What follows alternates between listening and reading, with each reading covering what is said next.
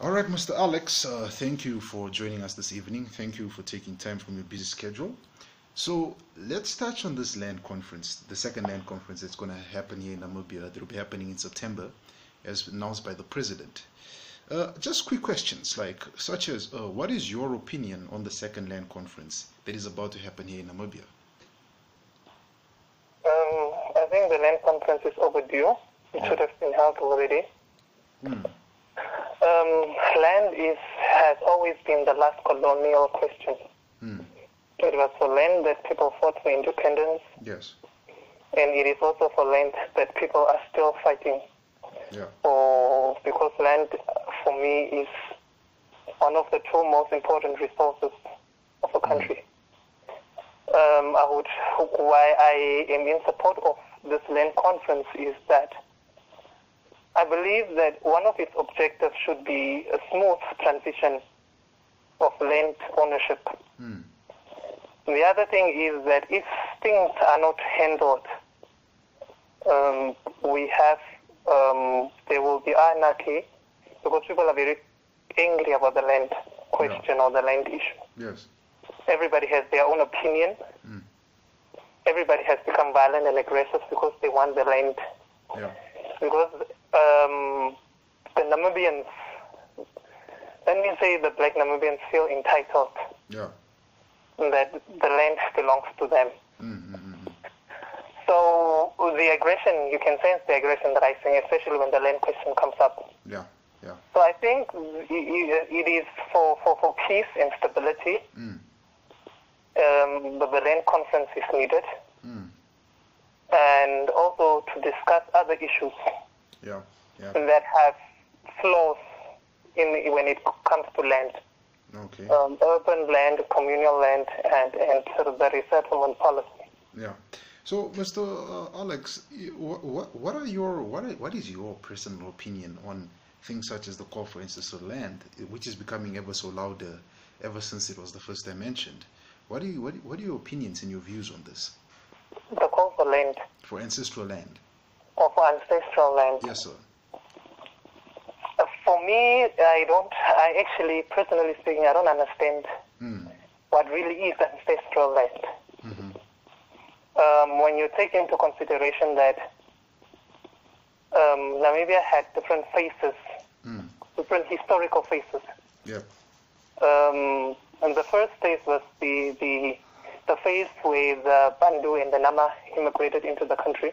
And when they immigrated into the country, they actually displaced the San and the Damaras from the original homestead, from the original land portions. And then the other period that followed was that of the German colonialism. And then the Germans displaced the Namas. Yep. And then the last pre-independence period of apartheid, which came in and yet people were divided into homesteads, or what do they call Bantustans, or Mater's homelands or something. Yes. So if we talk about ancestral land, from which point in history are we going to reference it from? Yeah. Because in all these things, at least one tribe has always been the victim of another. Yeah. So if we talk about ancestral land, who is going to benefit from it? But then, do you think these calls hold any basis? Do you think they hold any water they can hold up on their own for people who are calling for ancestral land, as what you just after the statement you just made right now? No. Okay. I think the concept has to be defined. Okay. And for the concept to be defined, one group has, or one tribe, one group has to be discriminated against. And for a conference that is trying to solve a land issue, it does not bring amicable results. Okay. So you feel it would be better if the resources of the country, such as the land resource in this particular instance, is shared better amongst the people, is shared equally amongst the people? The land as a resource. Yeah. The land as a resource for our country should be turned productive. Okay. that is one of the main concerns of mine. Should the resource be shared equally, whoever gets a portion of land should have the ability, and I'm not saying the finances, but should also have the desire and the need, or the mental capability and the mindset to want to see it turn into something that is productive.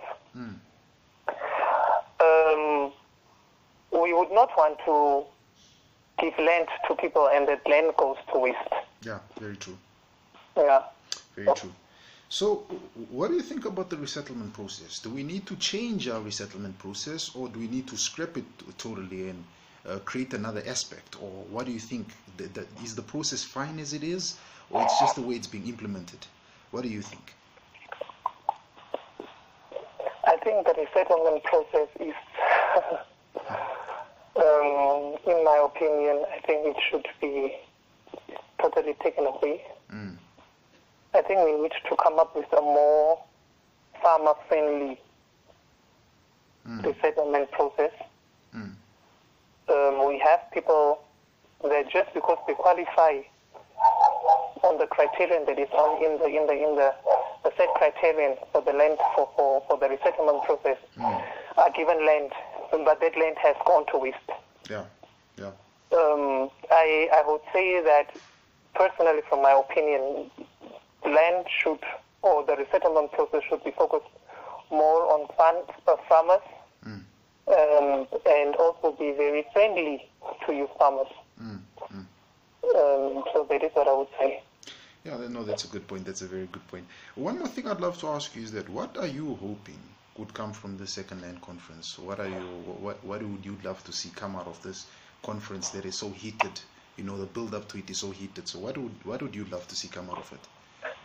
Expropriation of land owned by foreigners without compensation. Expropriation of non-productive resettlement farms.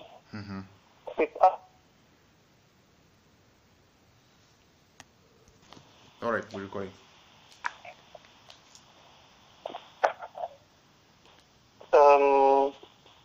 Sophistication of communal land.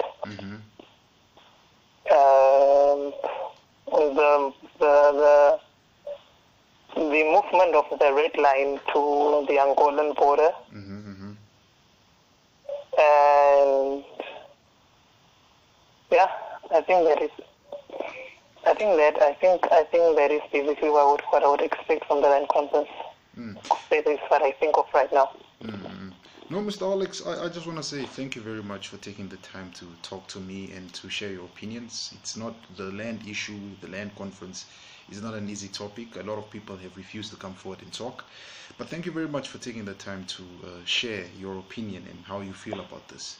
And, thank you very much, sir. Till next time, till we talk again, sir. Okay. Thank you very much. Bye.